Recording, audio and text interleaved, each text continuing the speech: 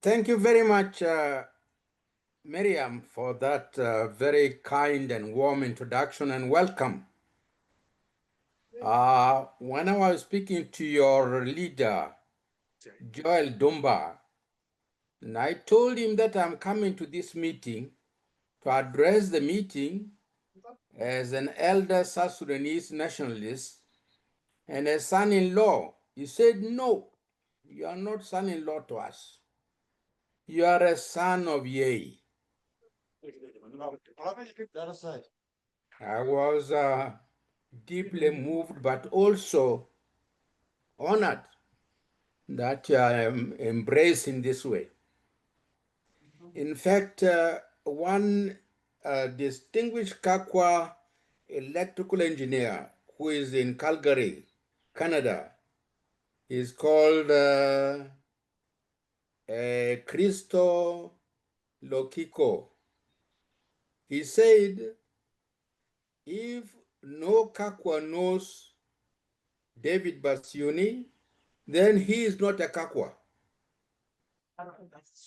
So with that introduction, it is a delight for me to address you.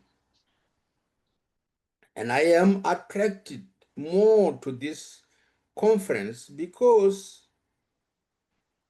I need to tell you here, assembled here today, that you are a special people.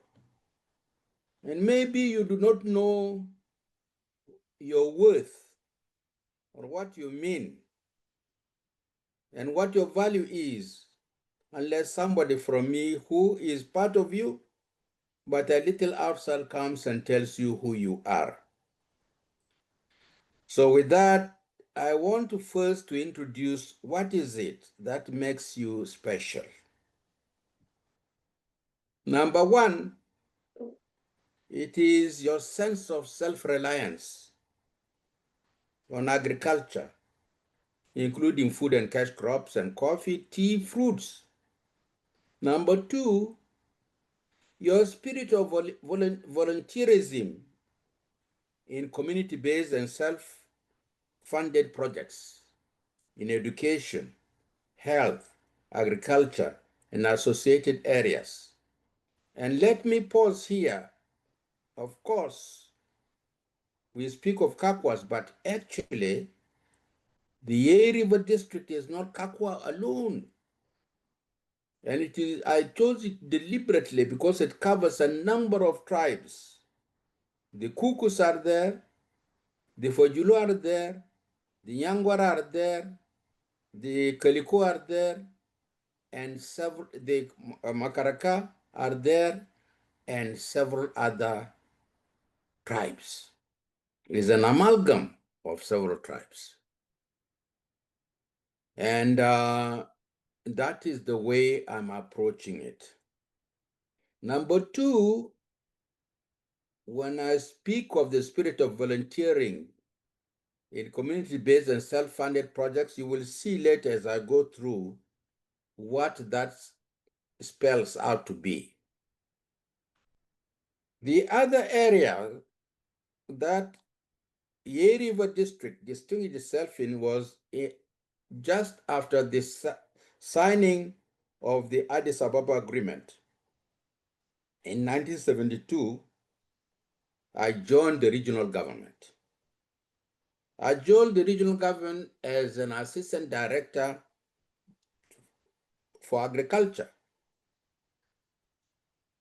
But from that lowly position, I was able to rise to deputy director, director, director general, and minister. Now, in all that period, I had ample time to work in the area of agriculture. And when you see what I'm talking about today, I'm not telling a story about some distant actions or activities. I'm talking firsthand with authority on things that I saw, on things that I did myself, and things that I planned, and with the collaboration of contemporaries and South Sudanese, we were able to achieve in a very challenging time. Immediately after the Addis Ababa Agreement, there was a massive flow of refugees back to South Sudan.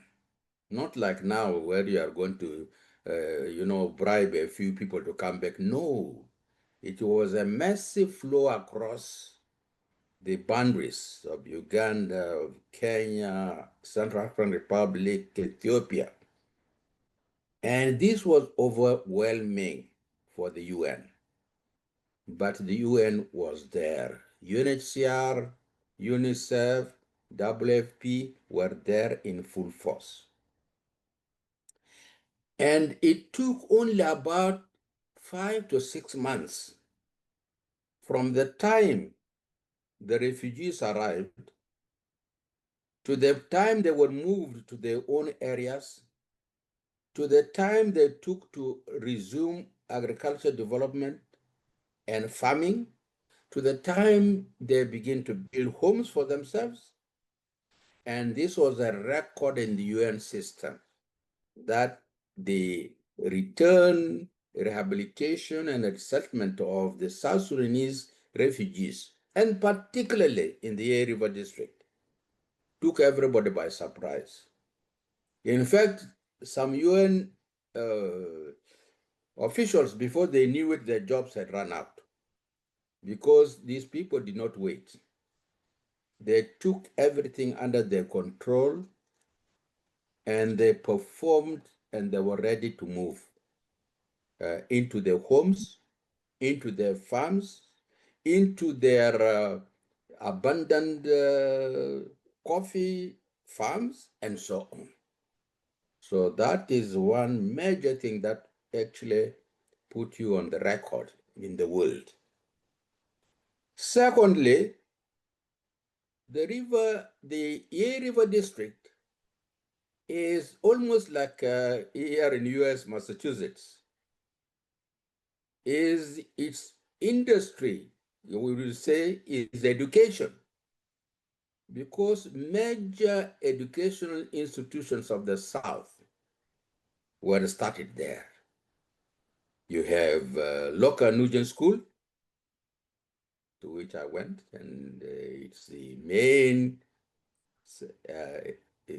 school, which together with Okaro, with the Busere, and with Obel, produced most of the leaders of South Sudan for decades. And if you did not go to Loka, you were nothing. Number two, the Yei Women Teachers Training Center was the first one to be established in South Sudan, recognizing the equity and the importance of women in our lives. And that Women's Center produced the first and a stream of teachers, women teachers, that provided education to South Sudan for decades. Number four, the Lanya Vocational Training Center. That center was established to give basic skills in vocational skills in carpentry, bricklaying, plumbing, electricity, and so on, so that the young youth, young women, well, women and men, but of course all focus on men, could get skills which would give them livelihoods. Unfortunately for us, the vocational training was looked down upon. And from that time until now, we have not recovered the pride of vocational training, the pride of working with our hands. But that Lanya Vocational Training Center was a pioneer in that area. The last one is called Lalio Language Development Center. I don't know how many of you know where Lalio is. Lalio is between Loka and Lanya. And this is where the Center for Linguistics was established. And most of the languages of South Sudan, which we now read and sing and so on, were developed there. So you can see with those major, Yei River District was important contributor to education in South Sudan. It was also the World Bank project headquarters in South Sudan, because in my time we established what is called the Project Development Unit, PDU, which is still there.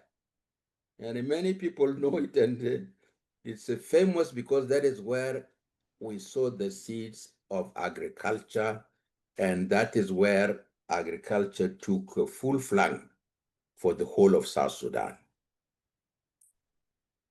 We also had the Kegulu Center, which was agriculture and forestry research as well as development and preservation center. And this is where our major nurseries were established. And let me tell you a story about this. As Minister of Agriculture, it is your duty to take the president to your area. Well, the choice was for me to take the President Abel either to Moroland, where he could perhaps receive honey, or take him to Yei and show him what we were doing in Kagulu. And so a huge delegation of ministers came on a visit to Yei. And on the day we had put aside, we had almost like 200,000 seedlings of coffee in Kagulu, which I wanted to parade and show to him and to the delegation what Kagulu was doing. On the very morning we were to come, or in the evening, my team came and told me, sorry, Dr. David, all the seedlings have been stolen overnight. How could this have happened? So in the morning, I came to Kagulu to receive Sedaber and the delegation. When they arrived, Sedabel, who knows me well, was surprised to see me down in spirit, not my usual cheerful personality. He said, David, you don't look well. What is it? I told him, Serabel, I'm sorry that I'm going to disappoint you, but you see, I brought you here to see the thousands of seedlings that we have produced, and we are disseminating all over Ye and all over Ye River District. And unfortunately for us, all of this were stolen or removed last night. He embraced me and said, David, don't worry. You know, these seedlings have been stolen. They'll be sold out. There will be those who buy them will plant them in Ye River District. And the distribution will take place faster than if we gave you 10 years to distribute the seedlings. And at the time, I was comforted in a way, but I did not see the wisdom of that until later. That maybe the private system of distribution is more efficient than the official one. But that was an incident I would never forget. I now come to what I identify as the greatest and most valuable asset of Ye River District. It is true Ye River District is located geographically in the proximity of countries like DRC, Central African Republic, Uganda, and therefore the riches that are there, minerals that are there, diamond and so on, and all that, one would say, would the river, the Ye River district, would God deny the riches that other countries are from there? But I have a belief that these riches that we see in those countries, one day the people and citizens of Ye River district will discover that most of these are in their backyard. So the time will come for that. But for today, let us not think about the minerals. Let us think of the manpower resources of the Ye River district. To me, that is the most significant asset of the country, well, for the country, because it is the country that has benefited from this. And it is this contribution of these distinguished sons and daughters of the district. In one or another, they have contributed significantly to their own district, but more importantly, to their country, South Sudan, by putting it on the map. This is one of the district's finest and distinguished contributions of leaders to South Sudan. And they come from a wide range of disciplines and professions. And I will just go through a list that I I remembered, I asked people and I put together, and I actually presented this first at the memorial service of late Ambassador Sebitale in December 2024. And I enumerated them, by going through a whole list of leaders from Ye River District from all disciplines and professions. I began with Agri Jaden, Benjamin Loki, Elia Lupe, Lubare Ramba, and as if really God had it in mind, Lubare Ramba must be looking down, smiling at us when he knows that today in Salt Lake City, Utah, his son, Dedi Ramba, was elected as the president of the Kakwa USA organization. Congratulations, Dedi. I remember Dedi as a very young boy. When Lowari had decided to go home and look after his coffee, one of his children was Dedi was given to us because my wife, Mary Nura Bassiouni, is an aunt to him. So he stayed with us. So one day I was driving back from work and I saw Dedi walking barefoot. I said, Dedi, why are you walking barefoot? He said, Yaba, I am in a hurry to somewhere. I said, I never knew that for a person to reach faster, the person has to go without shoes. But Dedi has always been a great spirited young man, gifted young man. I continue. After Lubare Ramba, Oliver Batali Albino. Then Aling Batala, the famous Aling Batala of the Torit Uprising. Eliabo Surur,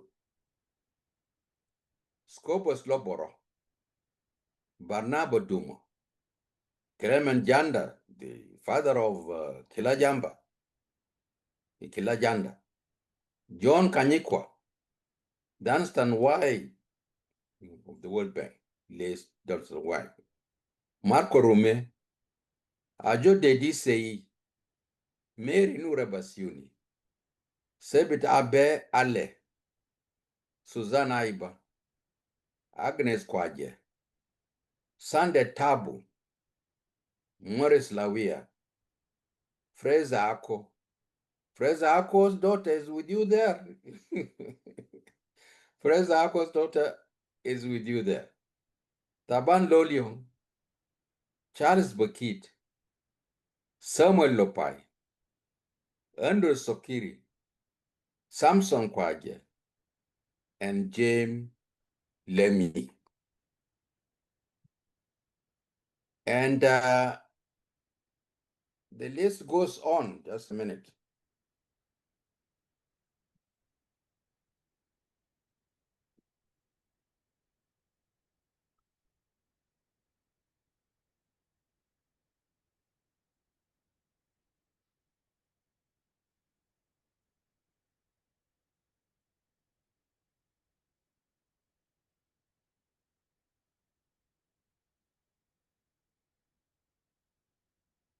Dr. Martin Mikhail Umari, Dr. Luzai Hakim, Dr. Silas Matayo, Mr.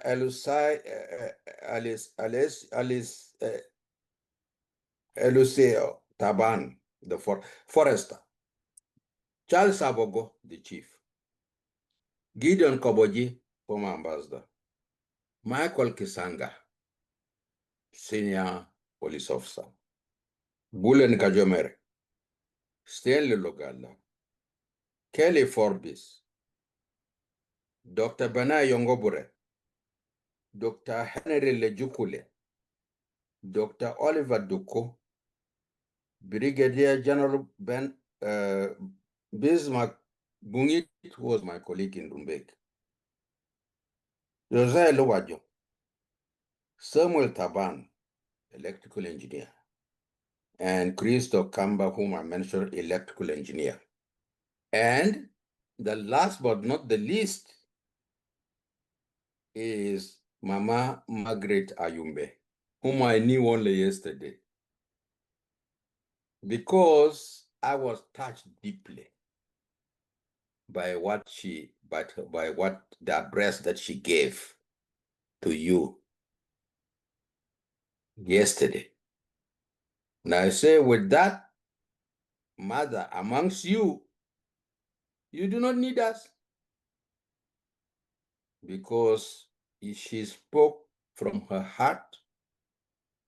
It was a profound and deep feeling of a mother who wanted to see success by her children, by her next generations.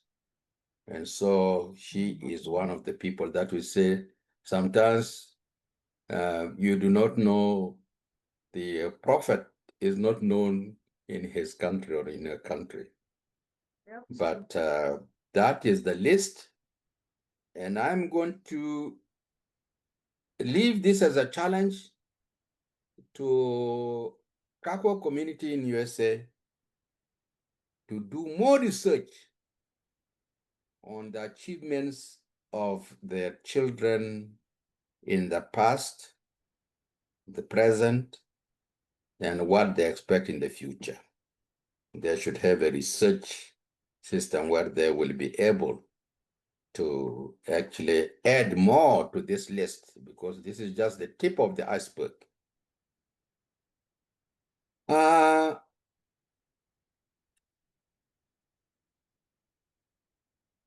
When at the memorial service of Ambassador Sebitale in New Brunswick on the 7th of December 2024,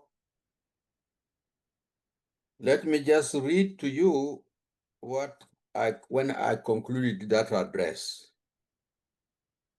I said, my brother Sebit, we have delivered to your Yei River competitors, past and present and the future, your clear message and challenge to them and to the people of South Sudan. And this is the challenge. Yei River District, although you are small, you have been carrying South Sudan on your backs since its inception. Do not drop our beloved country regardless of whatever situation it is in, because we have no other. Our God Almighty, in His divine intervention, will bring lasting peace, stability, and prosperity to South Sudan. My brother Sabit, your revered place is proudly carved and preserved in the annals of the history of your beloved country, South Sudan, to which you have given so much, and rest in eternal peace in our Lord Almighty. That was how I concluded that memorial service. And I now turn to, with everything that you have achieved now, there is one major issue that I want to bring to your attention, because I'm going to leave with you now 4 major challenges.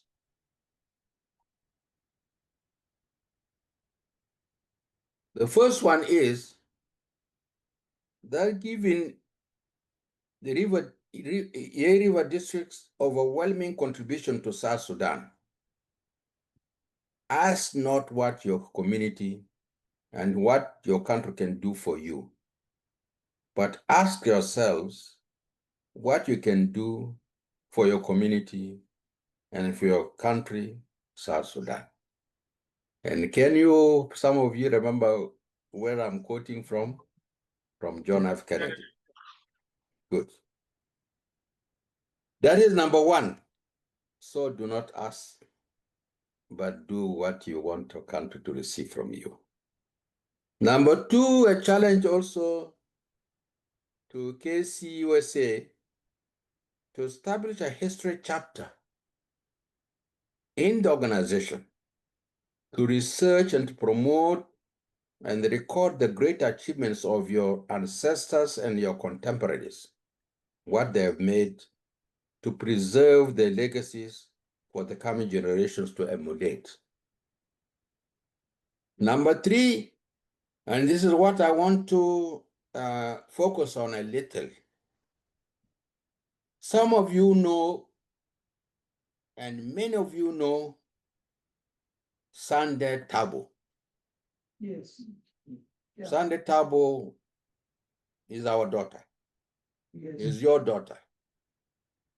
Is one of the distinguished, you remember, I actually cited her name amongst the distinguished people in in Yei River District who contributed to South Sudan. This sister of ours has been a victim of a very serious,